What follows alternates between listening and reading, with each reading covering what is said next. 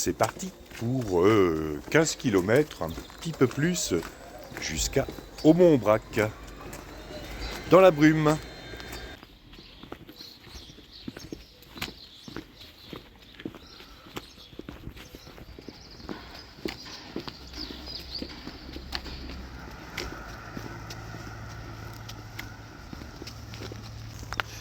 Fait frisquer ce matin.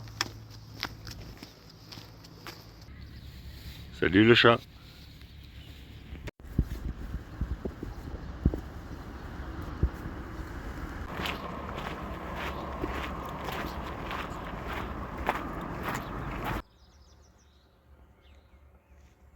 Il nous reste moins de 1500 km à faire. En tout cas jusqu'à Saint-Jacques-de-Compostelle.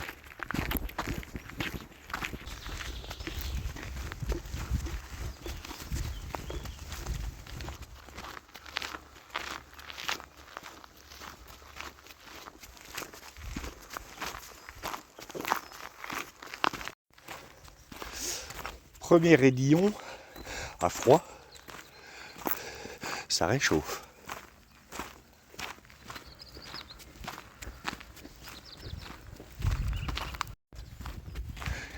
J'ai révisé un peu hier soir et même ce matin.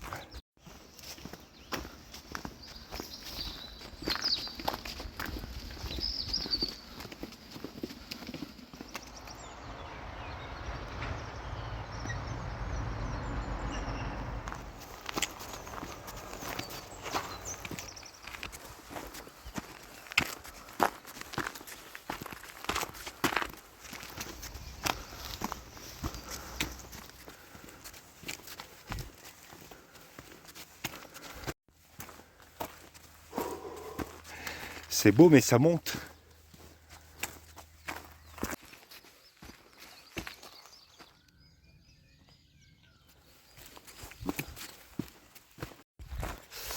On est presque arrivé en haut de cette côte qui est très chouette mais qui fatigue.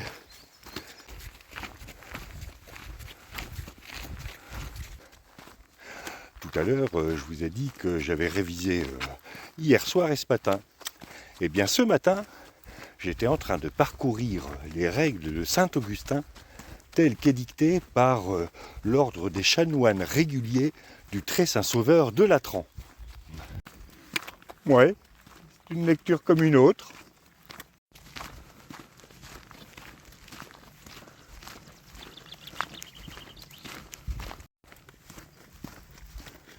Évidemment, je vous épargnerai tous les points de cette règle, quoique, si vous voulez vous endormir, je peux vous les réciter. Non, il y en a une qui m'a particulièrement interpellé et que j'ai pris le temps de noter. Subjuguez votre choix en jeûnant et en vous abstenant de nourriture et de boissons dans la mesure où votre santé le permet. Je lisais ça en mangeant ce matin au petit déjeuner. Bon, cette règle-là, pour moi, c'est mal parti. De toute façon, ma santé ne me le permet pas.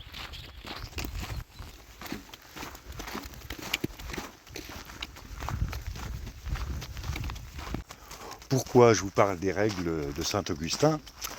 Tout simplement parce que ce sont des règles qui sont suivies par pas mal d'ordres monastiques, dont les frères Prémontrés de l'abbaye Sainte-Foy de Conques, où nous serons dans quelques jours.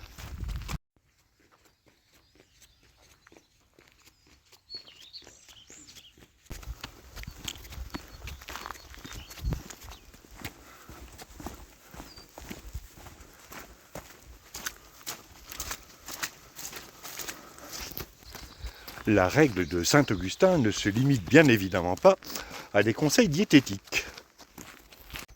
Quoiqu'elle ait inspiré un certain nombre d'auteurs modernes qui vous vendent des bouquins au prix d'une Bible de Gutenberg originale, les bouquins pouvant se résumer à « Ne mangez pas trop et faites gaffe à ce que vous mangez ». Ça fait cher le caractère.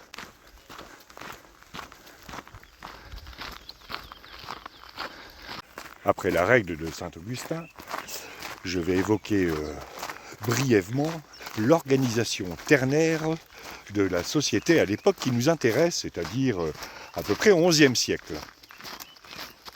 Mais après une petite pause.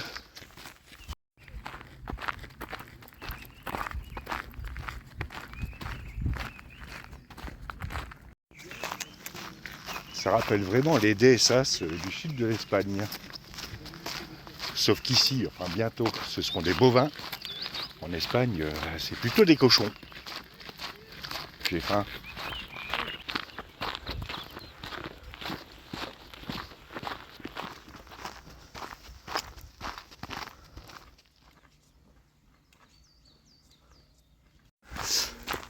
Nous arrivons aux Estrées.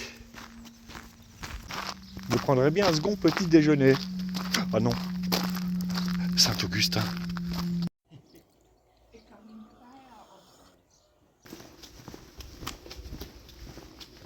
Bien, après cette pause second petit déjeuner, il est temps de repartir. Il nous reste un peu plus de 7 km à faire. Et ça s'est levé, donc ça remotive. Et je vais remettre la polaire parce que il fait un peu frais.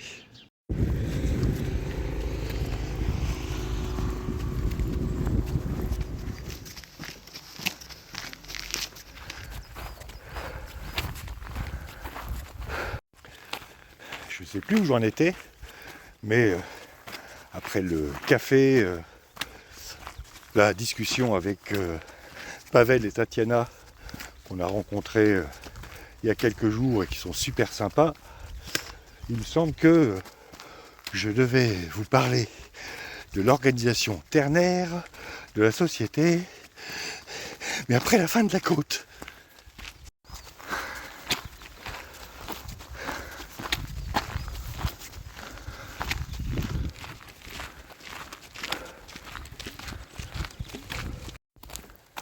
Bien, après cette côte, parlons de l'organisation ternaire de la société, qui date d'ailleurs de bien avant le Moyen-Âge, et je vous épargnerai toutes les théories qui sont sorties à ce sujet, que je n'ai pas eu le temps de bien étudier.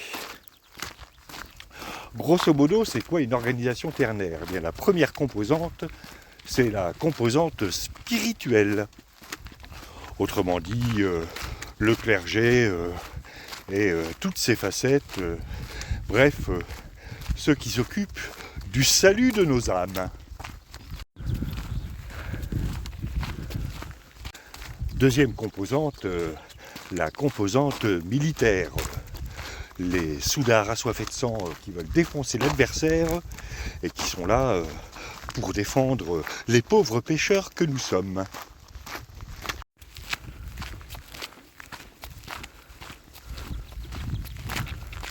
Troisième composante, c'est à gauche. Troisième composante, donc tout ce qui a trait au fonctionnement de la société proprement dite, le commerce, l'agriculture, l'industrie, bref, tous ceux sans qui rien ne fonctionnerait.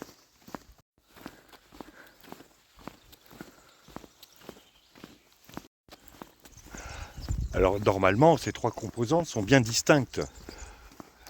Évidemment, composante spirituelle, les curés n'iront pas massacrer des adversaires parce que Dieu a dit « tu ne tueras point ». Donc, c'est pas eux qui tuent, ce sont les militaires qui le font. Les militaires, eux, ils sont trop occupés pour prier. Donc, ils se contentent de labourer le corps de leurs adversaires avec leurs armes, ce qui a tout de même plus de gueule que de labourer la terre avec des charrues. Tâche qu'ils laissent aux paysans, qui ne font pas partie des deux premières composantes.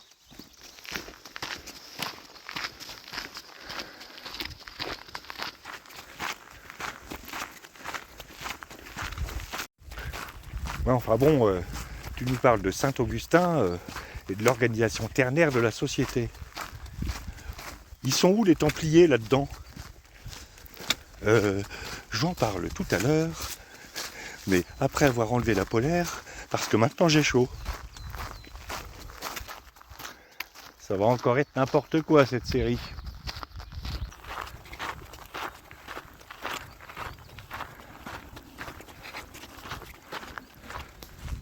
Ça va mieux. Bien.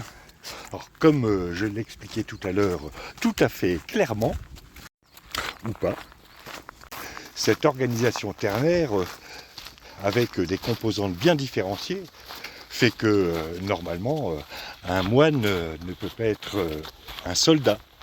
Donc normalement, un moine soldat, c'est interdit. De même que de nos jours, un ministre ne peut pas être député. J'ai dit une bêtise ?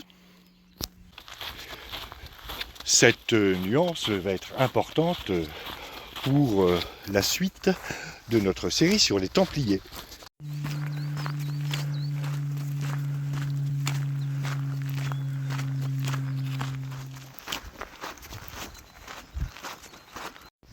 La suite après la côte.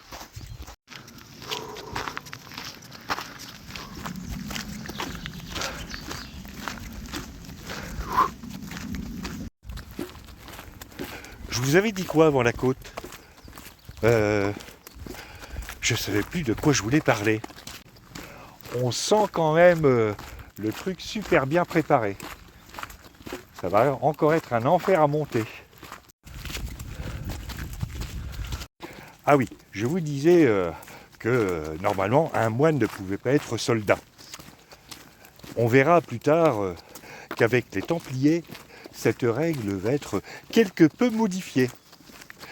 Ça va d'ailleurs donner lieu à tout un tas de textes où on trouvera plein de prétextes pour aller oxyre son prochain parce que Dieu le veut. Mais de tout ça, je parlerai demain, parce qu'il reste 4 km à faire.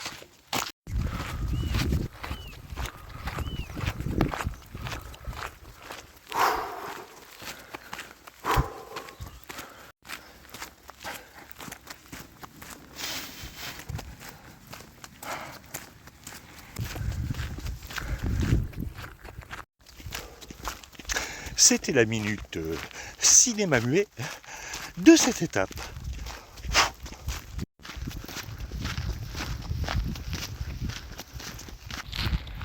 La dernière fois, l'arrivée sur Aumont-Aubrac m'avait paru très longue. Et bien cette année, c'est pareil.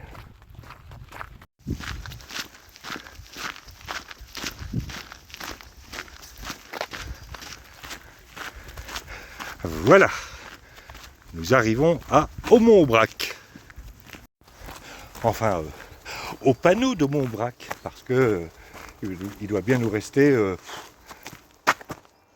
2 km.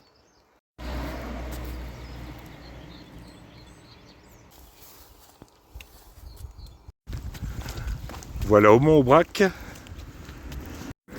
Et notre hébergement se situe tout à fait en bas de la rue principale. Fin de cette étape d'un peu plus de 15 km qui s'est bien passée. Comme le gîte n'ouvre qu'à 15h et qu'il n'est que 13h30, on va se poser devant une boulangerie qui est fermée. Et puis, routine habituelle tout à l'heure. Et je vais tâcher de monter la vidéo sans trop m'en mêler les pinceaux. Bon, demain, c'est une grosse étape, 26 km jusqu'à Nasbinal. Et nous allons aborder le plateau de l'Aubrac. Ça va être chouette. À demain pour de nouvelles aventures.